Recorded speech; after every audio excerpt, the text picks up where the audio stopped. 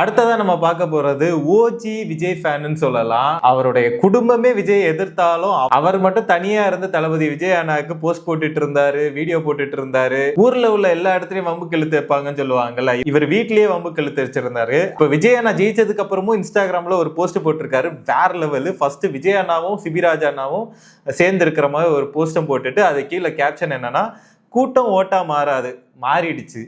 ஓட்டு சீட்டா மாறிடுச்சு. நடிகன் நாடாள முடியாது, ஆள போகிறார். அவர் திரும்ப நடிக்க போய் விடுவார், வாய்ப்புள்ள ராஜா. அவருக்கு அரசியலை பத்தி என்ன தெரியும்? பார்க்க தானே போறீங்க. கடைசி லைன் தான் செம பஞ்சு, கவனமா கேளுங்க.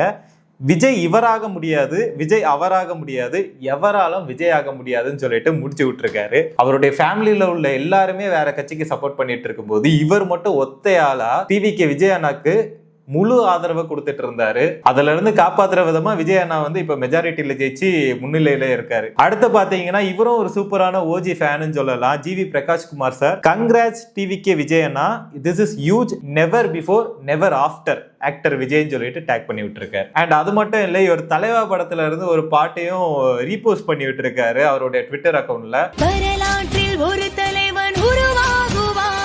மறக்காம சப்ஸ்கிரைப் பண்ணிருக்கேன்.